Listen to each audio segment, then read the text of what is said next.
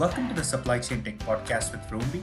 In this episode, we speak with Gráinne Lynch, the EU Serialization Lead for Manufacturing and Supply Chain Systems at Enterprise System Partners and Accenture Company. Gráinne walks us through the serialization and traceability landscape in the food and beverages industry, farm-to-fork concepts, and examples of shipment and serialization traceability convergence in food and beverages. Gráinne, welcome back to our podcast. It's really nice having you here again. The last time we spoke about serialization and traceability in the pharma industry.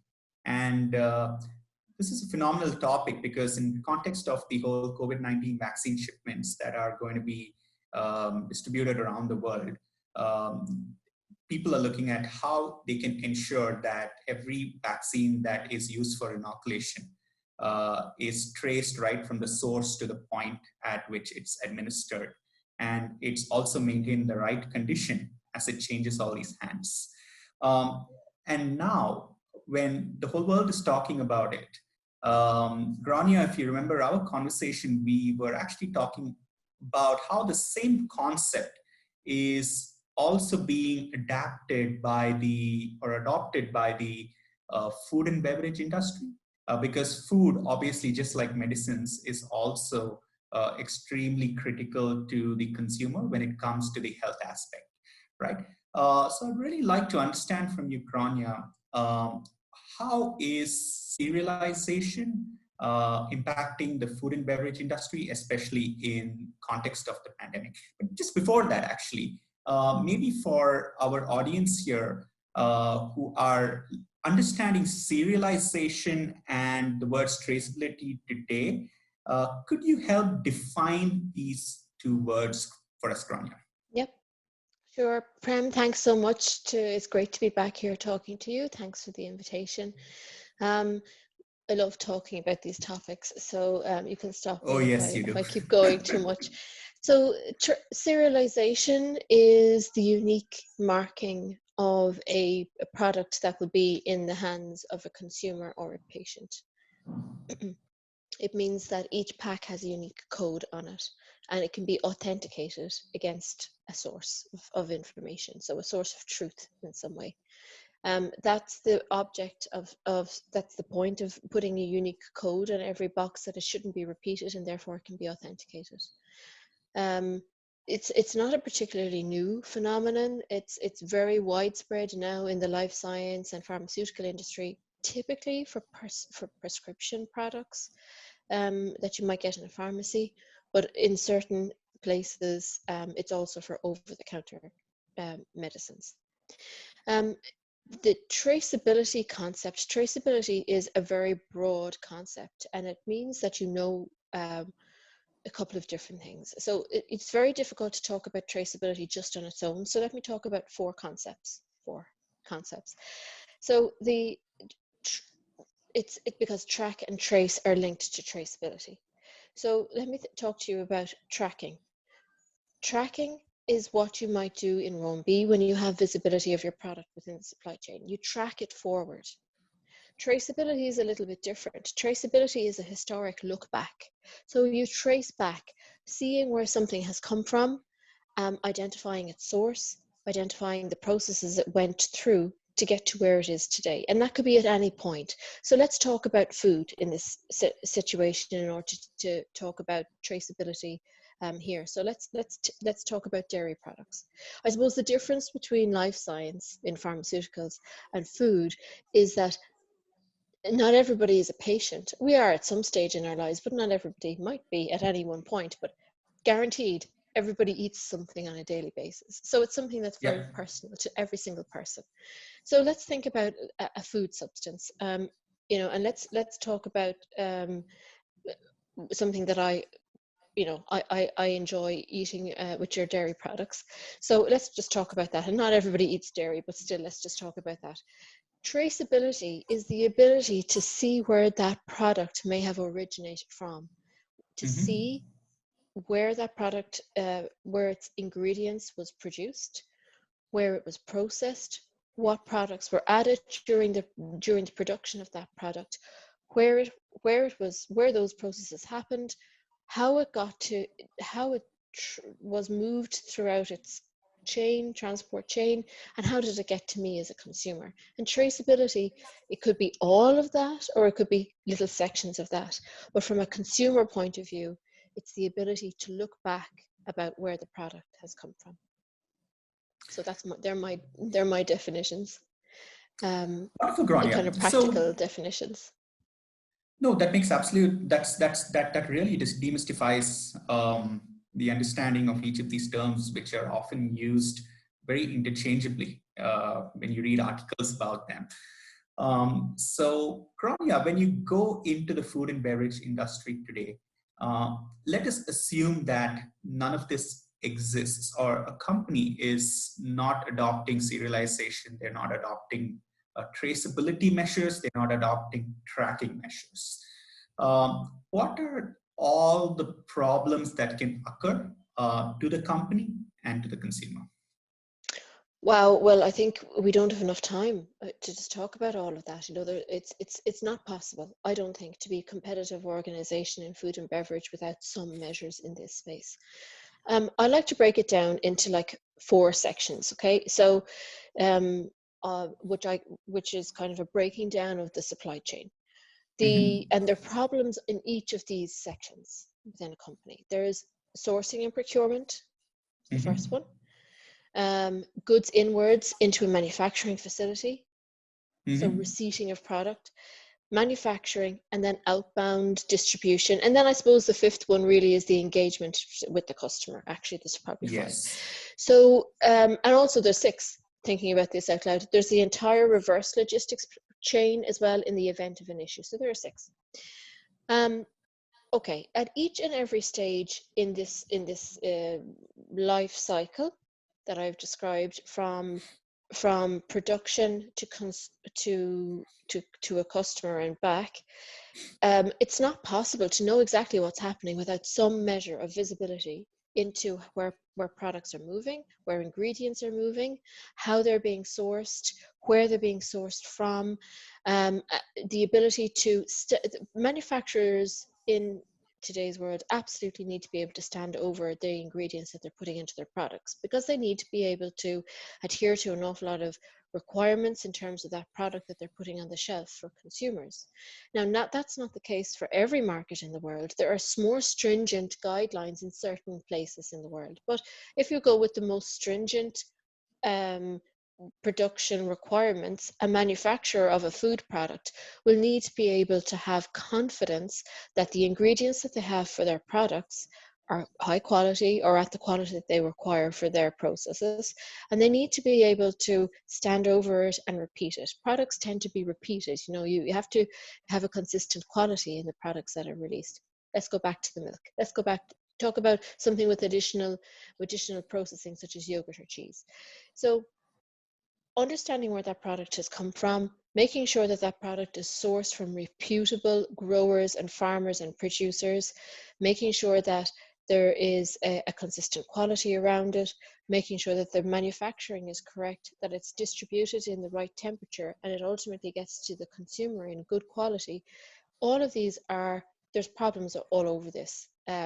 Not because you're dealing with a variable product. You know, you're dealing with a milk product at the center of this, which of course is going to be variable from season to season, from location to location, from producer to producer. So getting something that is the manufacturer can have confidence that you're getting an across the board quality, so that you can produce your product in a consistent way. The only way to handle that is through better sourcing and procurement, visibility of producers and growers, making sure that when you get that product into your factory, that you're understanding where it's coming from, and it's not getting, you know, it's not getting expiring or anything before you get to use it in your produce. You've got relationships with your distributors, with your wholesalers, and ultimately with the retailer of your products, so that you can, you know, there's an awful lot of stuff in that space around product placement, etc. But it's just making sure simply that the product is of the right quality, so that the consumer can buy it at the end. I think the biggest issue really is consistent quality, and visibility of where the products are, or either ingredients or finished products, is key to ensuring that that quality is consistent from end to end. You've asked about the problems. I suppose I haven't really answered that exactly, but I'm just saying that, you know, without having certain processes and procedures in place to ensure that you're actually, you know, driving towards that ultimate quality, I think the problems start to creep in. Grania, it's not like you haven't answered my questions on the problems, but you actually uh, drove me to think about an interesting example with one of the clients that we worked with. So this client manufactures chocolates, right? So for the manufacturing of the chocolates, what is very critical is that they need to actually get the right kind of course, milk, right? But more importantly, the right kind of cocoa. And cocoa mostly comes from one part of the world, which is Western Africa. But it's also grown in many other places. And this client needs to make sure that they not only have the right inventory and the stock of cocoa to ensure that their manufacturing plant is running on time, but they also need to ensure that it's coming from that particular vendor, and they know that it's not changed hands anywhere else. So I think this might be very, very applicable to them, and I'm probably guessing they're already invested in some bit of serialization and traceability. But of course, downstream for the same chocolate manufacturer, one of their concerns were that once the chocolate is manufactured, right, and it's shipped to warm climates in parts of South Asia, the chocolate starts getting those white dots, which you must have seen, which is largely due to the rapid heating and cooling of that.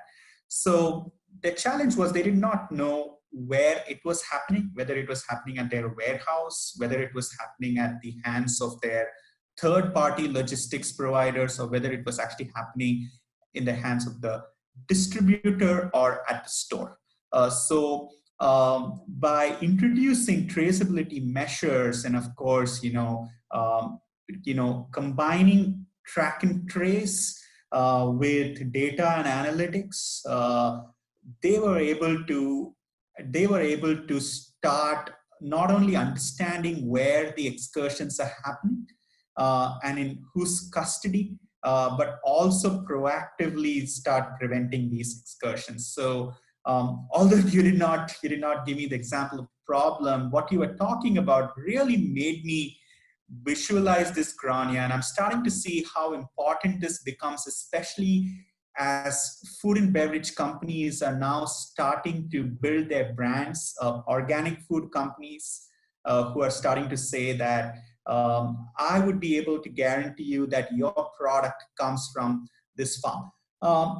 Have you ever dealt with any of these kind of challenges where a brand is trying to tell their customers exactly where the product's coming from? Have you dealt with any of these organic food companies? Because I see a lot of advertisements. In fact, they talk about the farm. They in fact show pictures of where your milk is coming from. So at the grocery store that I go to, they actually have this milk from Happy Cows, which is coming from a part of, I think, Scotland or Ireland. And as a customer, it's very interesting for me to kind of question that, right? To say, is this really coming all the way from Scotland to where I am in Mumbai? And if so, how are we making sure that nothing is compromised in the way? I think there's so much that you said there that I'd love to respond to. So let's just talk about, there's two other aspects to traceability, which we talked about first, okay? And you've talked about them right there in your example. So we've got the ability to track something and visibility of where it is, the ability to look back and see where it's come from, which is traceability. But what that gives us is transparency in our product. If we control that information, and that gives transparency about where the product has come from, and ultimately trackability, traceability, and transparency together, put in the correct way, builds trust. And builds trust, builds your engagement with your consumer. So therefore, I think that they're the kinds of questions we think about when we go to the store. Can I really trust that this product, it's not just some clip art that has been put onto the product? Can I really trust that that is in fact from those producers in that region, and I'm not just being, something isn't just being marketed to me without anything substance behind it? What I think companies really need to do is to start gathering data on their own supply chain. Sometimes the likes of the chocolate company that you've mentioned don't always know where their growers of those cocoa beans are. They may know they're from Western Africa. They may know the country. They may know the region. It's not necessarily always in their interest to know exactly where the growers are. They don't typically tend to know. They tend to be from a cooperative, or from a managed source, or from a trader of that commodity into their supply chain. So, but if they're going to go down the certification route, or if they're going to start saying that it's organic, if they're going to start saying that these are from happy cows, these milk products, then they sure as hell better be ready to put that information in front of the customer when people like yourself and myself question whether or not this is absolutely true and whether this is real. So they have to build the transparency into the information, and they have to make that available to the consumer in some way. There's lots of technologies that can aid that process. And then that circle builds trust, which ensures that consumer like myself is going to come back and buy that product again. So that's the trackability, traceability, transparency, and trust chain of information that I like to talk about. Let me just hone in a little bit there on a couple of other items that you mentioned, specifically in relation to chocolate. So you mentioned cocoa beans, and you mentioned certification, and you mentioned organic. I mean, there are a couple of other considerations as well around that particular commodity, but also other commodities. So manufacturers are under a lot, and rightly so, under a lot of pressure to prove where products are coming from. But a lot of products are sourced from areas in the world that are in have different types of challenges. There's different types of conflict going on in the world. There are around cocoa, there is an awful lot of countries in the world that don't necessarily monitor the ages of the people that are in the supply chain, working in the growing, and that for certain consumers is a big issue. So non-child labor is a huge issue. So how does a buyer of hundreds of thousands of tons of raw material, cocoa raw material per annum, how do they know for definite that their product is not child labor? That children were not involved in the harvesting of their cocoa beans? Well, it's really, really hard. It's really hard to know that. So the onus on proving that gets pushed down the supply chain. So the suppliers get asked to prove it, and the suppliers get asked to prove it, and then it goes down to the traders, and then it goes down to the growers. Now, how efficient or how effective it is when, there are an awful lot of really, really good examples where that can be proven, but it is really, really difficult. We'll take other examples like ingredients that a lot of consumers like myself are starting to really think about. Palm oil, there's issues around deforestation in certain regions. There are issues around deforestation in certain other parts of the world, either for the actual paper pulp itself. There are issues around nearly every single piece of ingredient that you might be able to think of going into most products. There are an awful lot of considerations. It's really, really confusing, and it's very, very data intensive, and it's quite manual to manage all of these processes within a company. So I think there are probably opportunities to get a little bit better in this space.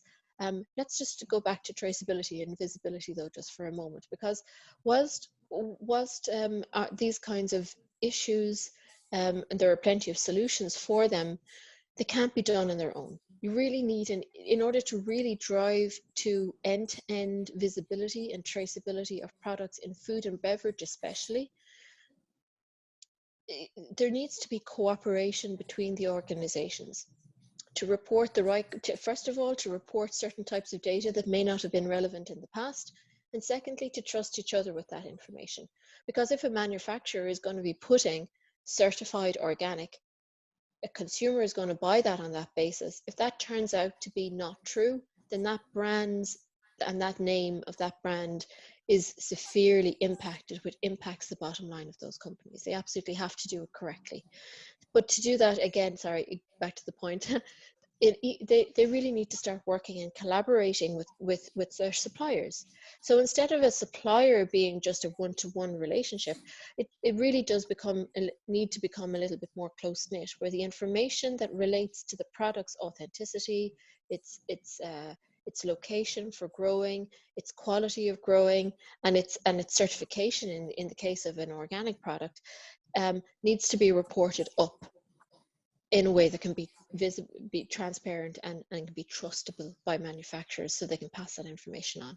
So we're seeing, I think, a kind of a revolution when it comes to these types of issues. They've been slowly growing for the last few years. It's very complex, but I think we're really starting to see that the nature of supply chains really have to be, they have to be much more resilient in terms of the relationships that are built with suppliers, so that we can understand where things have come from. You start, so maybe I'll just pause there.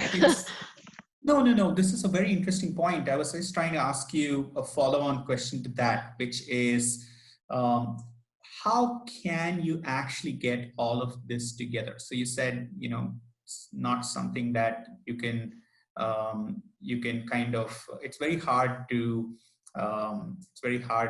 bring these pieces together. What are the kind of solutions that are available in the market to address this, and who are possibly kind of some of the solution providers here that a food and beverage company who is looking to get all of the T's that you talked about in place should approach? Okay, so a large multinational company who is in a chocolate business will have multiple suppliers. They might have in the number of tens of thousands of suppliers. So managing that data is a huge challenge, and staying on top of the accuracy of that data is a huge challenge. So there are companies that will help to manage supplier and procurement related information and help you check the accuracy of that. I suppose I don't really want to say who, but there are companies out there that do that. Yeah. There are some companies that do that in a very sort of much more intelligent kind of a way, that because there's so much data available, it takes an awful lot of effort and an awful lot of hours to check everything. So there are companies out there that are providing more intelligent types of solutions for that. So therefore, a means to double check the data that you have on suppliers and growers is one thing that I think would be very, very beneficial. Secondly, how do they do that, Gráinne? That's kind of my next question. It's very interesting because you're dealing with, if you're talking about cocoa again, you're dealing with so many suppliers. So how do they authenticate and know that these suppliers that you're working with do not have their products touched by somebody who is a minor? Yeah, that's a great question. So there is one company that comes to mind in this space, and they're called Teal Book, Teal Book. I met them recently. So they have a really, really smart capability that actually uses information publicly available in online sources as an initial trawl of potential supplier and procurement supplier information. That information is gathered up as a first pass of the types of procurement supplier information, such as company names, locations, addresses, etc. That, of course, is augmented with particular information around what a company might require. So, if they, VAT numbers, etc. It is added and enriched. So what they have done is they actually have the capability to see all of these suppliers as an entire network. They can actually see, because of the amount of time that they have spent gathering this data, both from public sources and augmented and enriched by other types of information that they have access to, they can actually see and predict what is going to be the knock-on effect of certain types of shortages in the supply chain. And because of that access to the data, amazing, mind-blowing types of technology. So that is one that I'm definitely going to be looking into a little bit more. There are also an awful lot of certification companies that will provide like a capability for certain types of commodities and suppliers to be certified. Some of them have different types of you know, there's quite a lot of them, first of all, and some of them have different types of leanings. So in the sustainability space, there's a company called EcoVadis. There's a couple of other ones as well, but then they will really be testing a company's capability and our suppliers' capability around a sustainability capacity. So if a company who's supplying cocoa beans has a certification that says that they are of a sustainability rating, then a manufacturer or a procurement individual within a manufacturing organization has a better capability to trust the source of that information, because that certification around organic or sustainability or whatever they're looking for has been validated by an external company. So there's just two examples of the suppliers that I see in the market. Very interesting. And so how does the visibility layer come into this, and how can that be integrated into the traceability and the serialization that you talked about? The reason I'm asking this, Gráinne, is because all the T's that you talked about, right? When it has to come together, it definitely cannot be done by one solution provider, right? And you got to get all of this information integrated, even if you're dealing with just one supplier or a few suppliers. Have you seen this work, or if all of these layers are not integrated together, how do you envision the components actually coming together more from a technological perspective? That's a really great question. I don't think it exists yet, and I'd love to be contradicted on that. I don't think there is one technological solution that integrates all of these different aspects to actually fully deliver on the vision of trackability, traceability, transparency, in order to get to a point where everything is trustable. I don't think it exists. Now, there are an awful lot of technologies that have that capability, but integrating all of them, and we haven't even talked about blockchain.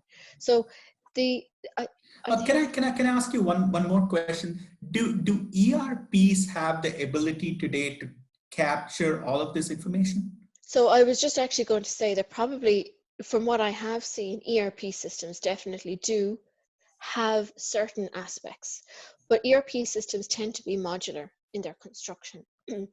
And whilst we might have a sourcing and procurement part of an ERP system, or a batch management part to an ERP system, or a distributor management part to it, and then we might have visibility sources of information coming in on goods inwards and maybe in the distribution part, they don't tend to always perfectly play together. And they don't always seem to be integrated to the same level of detail. There may be some sort of milestone management capability on the goods inwards, reporting at certain milestone points, where therefore once a product, let's say, reaches a warehouse, there will be a reporting mark. Where it reaches an internal warehouse, there will be another one, for example. That's managed by one kind of module. Batch tracking, batch, like what kind of product is used for this, how much ingredient is used for my batch of product here, is managed by a different module. Managing the inventory within a manufacturing process is another piece. And then the goods outwards, so outbound warehouse and logistics and out to distribution. Well, the same milestones visibility that was on the goods inwards is not on the goods outwards. They tend to be managed differently by different sources, maybe by the same maybe, but for example, there could be a visibility system in there. There could be a serialization information and traceability, especially on the outbound, but they don't tend to be the same. They might be the same, let's say, technology, but they seem to be the Yes. same different data points that go into different Yes. processes. So therefore, to me, there doesn't seem to be an absolute end-to-end. Now, first of all, when I think about this, of course, I, as a traceability person, I'd love to be able to see absolutely everything end to end in a great big dashboard that I could just see where everything is at any one time. That would be the goal and that would be the dream. But I think there are a couple of problems fundamentally within business functions that are certainly preventing this dream from becoming a reality in the short term. And until I talked about getting closer with suppliers and creating an ecosystem and maybe to be able to exchange information better, the same sort of challenges exist within companies. Companies are siloed in their organizations, so the quality, supply chain, manufacturing, head of function, IT, finance, etc. And they tend to manage their portfolios in different ways with different types of data. So the folks that are going to be worried about the inbound And not product. the folks who are going to be worried about the manufacturing or the outbound. So in a way, whilst it would be nice for someone who has a bird's eye view of everything to know exactly where everything is, the business value has to be the key component to that, to allow all of the different functions to engage to get something out of it. So unless my manufacturing or VP of manufacturing is going to get something, some Benefit or insight or business value benefit. into Yep. that, then it's not going to be possible. So I would like to, I think there is business value to be unlocked in ensuring that the head of production knows where stuff is coming from and where the outbound supply chain and logistics delivery people might even actually understand where there might be delays on the inbound. I think that would be amazing. But until we can articulate that their technology exists and articulate what kind of business value is in that, which we're working on, and until we can make sure that the metrics that those business functions are being judged on, then we have to figure out what way to make that relevant to people. So, so for example, when I'm in a production environment, it's batches out the door. How many batches are completed on a daily basis that are delivered? The logistics people are going to be worried about how many shipments were successfully delivered.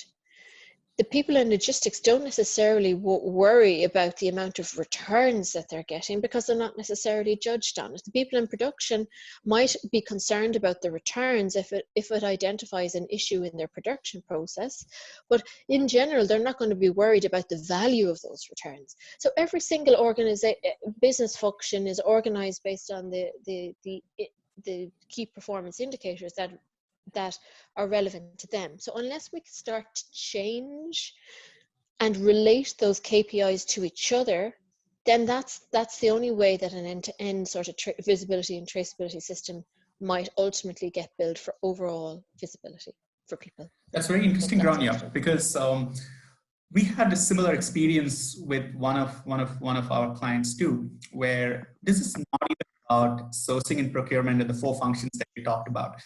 This is within logistics and transportation, right? So, so the charter of transportation is, of course, ship this thing on the cheapest possible mode of transport to get it from point A to point B, right? So that's their KPIs. And then you got their logistics KPIs, which is ensure that you always have stock, but you're also running low on inventory, because that's where the saving according to them is, right? So if you're actually shipping on the cheapest mode of transport and you're actually going to take twice the amount of time or build in that uncertainty of when it's going to reach or not, the person in the other node is actually going to be stocking a lot more because they don't know when their replenishments are going to arrive. And this was exactly what was happening to them. So very interestingly, when the visibility implementation happened for them, they actually said that we brought about a culture shift in our organization where logistics and transportation are actually today talking on the same page, where, you know, the organization is now able to see whether the cost savings is more because the inventory is lower, or is the cost saving more because you're spending more on transportation, right? So I totally see this challenge of, you know, getting all of these four functions together that you initially talked about. But Gráinne, maybe switching gears a little bit, as a food and beverage leader, say a chocolate company or a yogurt company, or let's say even a produce or an ice cream company, what are the lowest hanging levers that I could tap so that I can get on board with my digital transformation in this aspect? So I think that an awful lot of companies have a lot of data already. They already know so much about where their products are coming from, where they're going to, and how they manufacture. I really see that there's what I think is a really, really big trend at the moment is consumer knowledge and consumer engagement and enablement. So there's so many, right? But if you're trying to build a brand, ensure repeated sales, then the best way to do that is to have a relationship with the consumer. So how do you build that relationship? So I think building that relationship is key. And what kind of information you might serve up to those types of to your consumers. Most companies already have this information. So I think what we need to do is we need to start connecting the capabilities and the knowledge holders within our organizations to try and think about the product that is being produced from a consumer's point of view, and then start to build stories that are relevant to the consumer, that are absolutely transparent and true stories, and then start to actually share them with consumers. So how do you do that? What's the easiest way to do that? It's somehow to digitize the product is the idea. So you take a product, and around that product, be that an end product now that a consumer like myself might buy in the store, if that's a chocolate bar, you know, put something on the packaging that is seen by a consumer that is actually to do with the company's, the manufacturer's capacity, their capability, their reason for being, and link that to the consumer experience. So I think this is the biggest trend that we're going to see, which is the digitization of the products. All of the technologies exist. We can go into that another day. There are standard ways to do all of this, but the creativity and the magic comes by really understanding what the consumer is looking for. They're looking for something that they can trust, and serving up information that is absolutely true to underpin the trust, to build relationships with the consumers, to ensure repeat buying. The trick is to get information that already exists within the organization, and to do that, I think, you know, bring in creative people, bring in people that are really understand brand and really understand story and understand the power of it. And I think that's, to me, is the largest low-hanging fruit. Wonderful, Gráinne. I really like your closing comments, that it always begins from the customer and you work backwards, because what you're saying also makes sense in the fact that as you're doing this, you're also going to start seeing your business results, which is also very important, where your customers are starting to trust you more, your revenues are starting to look healthier, and now you're also able to gather the confidence to kind of move this one step at a time up the food chain of the supply chain, if you were to call that. Great, Gráinne. Thank you so much for sharing your knowledge, experience, and perspective on this topic. Food and beverage is it's a very critical industry right now, especially with, the COVID second wave and the lockdowns and all of that. So I think all eyes are as much on ensuring essential services are always moving and you're getting what you expect out of your product. So thank you, Gráinne. Look forward to chatting with you again. Thank you. Hi, my name is Scott Mears and I'm one of the hosts of the Supply Chain Tech podcast with Roamby. On this podcast, we talk to supply chain heroes from around the world about everything, ranging from the disruptions related to supply chains, their personal experiences with tracking technologies, strategies to build resilience, and much, much more. We already have some recommended videos for you to the side of me, and if any of this sounds interesting to you, do subscribe to our YouTube channel and hit the bell icon so you don't miss another Roamby video. I'll see you next time.